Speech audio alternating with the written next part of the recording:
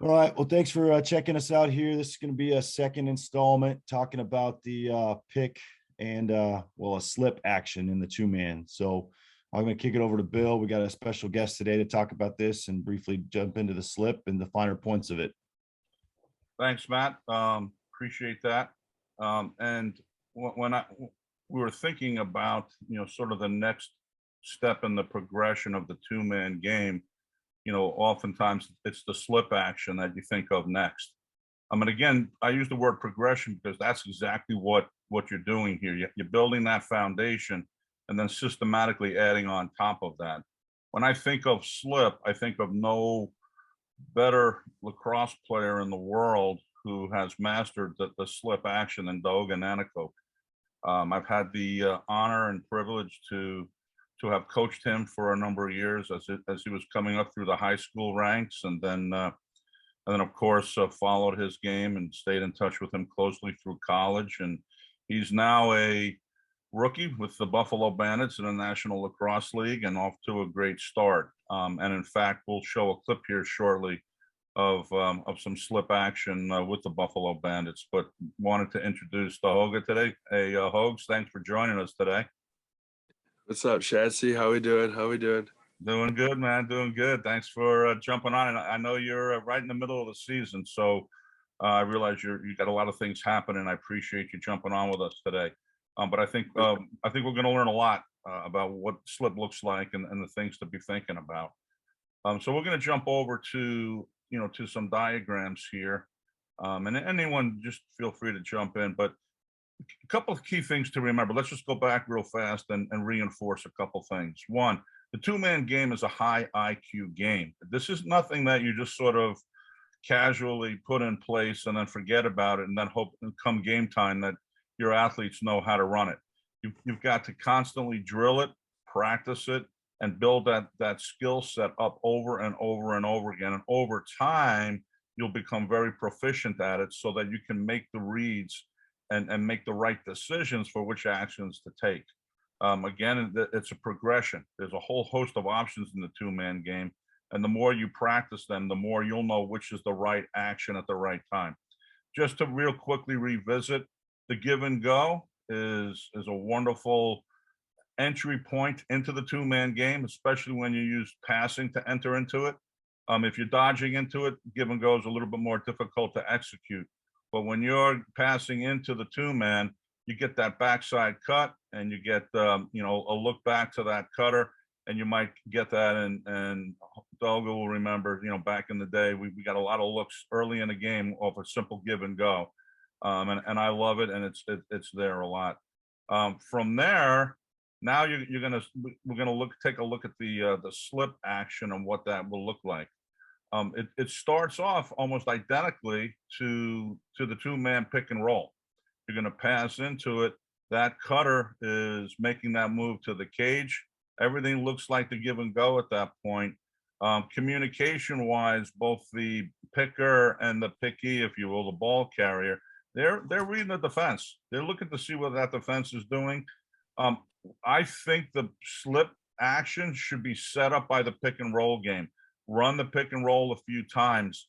Now the defense is getting comfortable, and they may begin to think, well, we're going to jump this pick, and that's the perfect time. And that's, quite frankly, when Doga is at his best with the slip action, when he sees the defense looking to jump that pick and maybe, get that ball on the ground, and then there's a slip to the cage, and oftentimes he's wide open. Of course, timing is everything. So, you want it to look like a pick in a pick and roll up to that last second when you actually open up and get to the cage. One of the things Doga does, which is so beautiful when he slips to the cage, oftentimes he's leading with his stick. So he has his stick up and over his head, and he's giving that ball carrier a target to pass that ball to.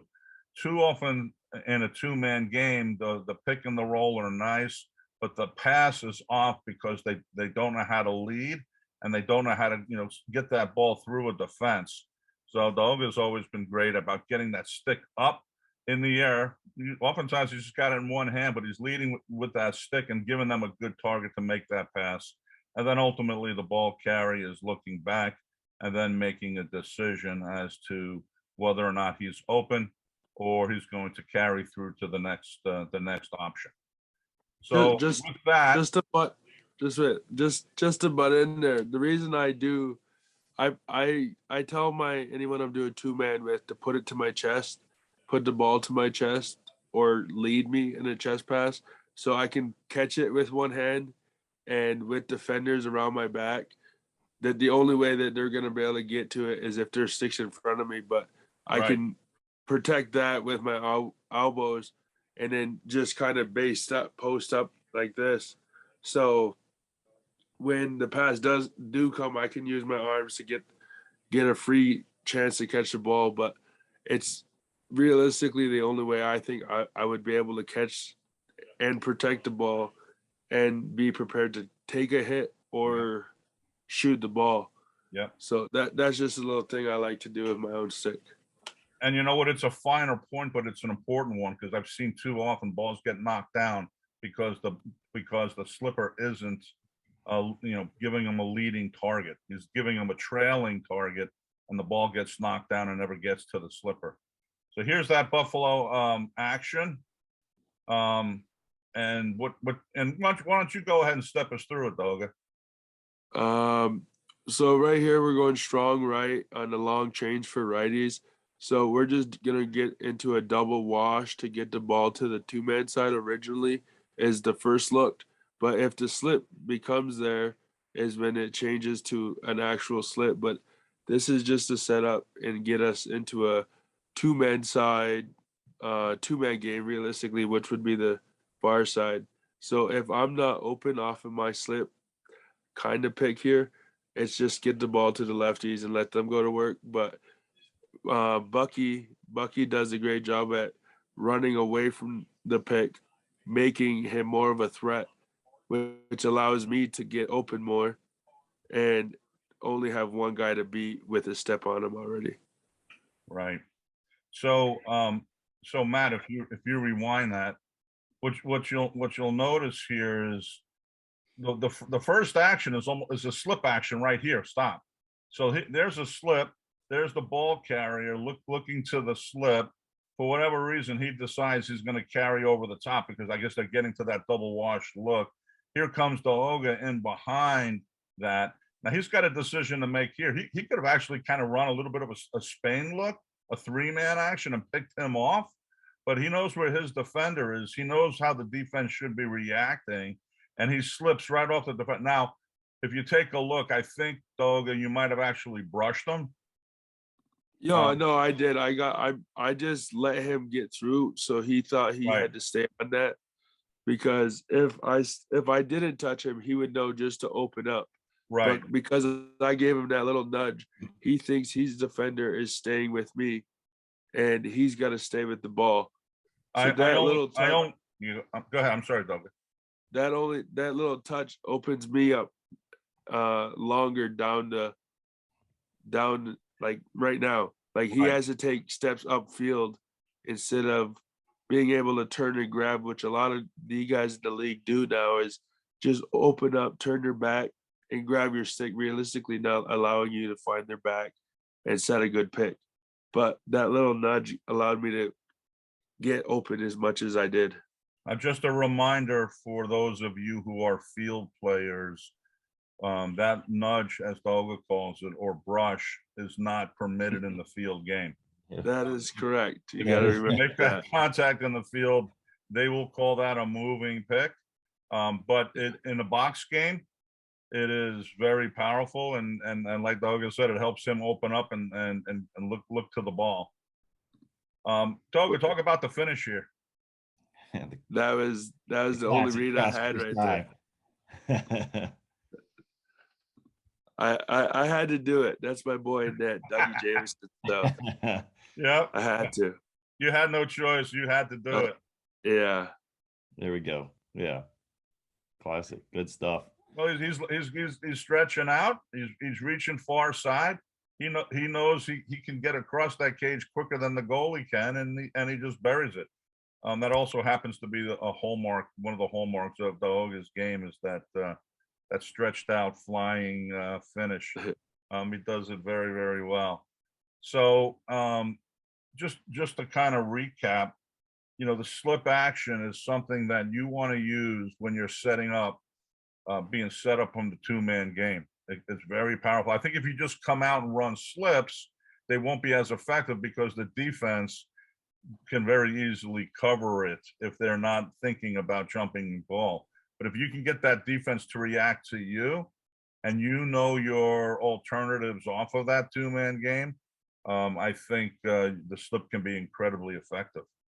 In field lacrosse, the way I would look at how to get to a slip would be your two-man guys. You set your hard pick. You progress on getting topside. You go topside every time. You be a threat coming around that corner.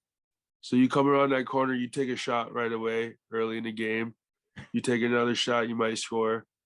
And that's gonna draw every D guy to come out. When you come around that top side, you're making somebody come. Right. That your next step after that is coming around your guy, have him roll to the net. So then you can either fake, shoot, fake, draw those guys up, and then either dump it over top to the guy slipping, or it's first come around to pick, be a threat, come around, use your pick guy. Next you come around, that's when your pick guy can slip into it right away. Yep. You come around, you be a threat, get around top side, your guy's gone. Once you pull your stick up, he's cutting back door. You pass right in between the defenders. That was our power play back in high school, was me and Mossy Bucci or me and Mitch laughing. It was a give and go. That's right. And it was the simplest man up you could ever do because it was a 2-on-1. But it was just playing with that defender. And realistically, two-man is just allowing, or just you break the game down to 2-on-2. Yeah. Someone's got to be a threat on offense. That's the only way that this is going to work. And after that, you play with them. But both O guys have to understand what they're doing. So come around, be a threat, shoot. Because if your pick guy's not ready for the ball, there's no point of passing it. So you got to have both O guys prepared to do it and make sure everybody's on the same page. So communicating with your partner, your line mate, whoever you may be running with, is always huge for me. And I know any teammate I have, we have a similar mind of what we might do. We talk to each other, and that's what makes the game so beautiful. Great points, Hogs. And communication is key in the two-man game.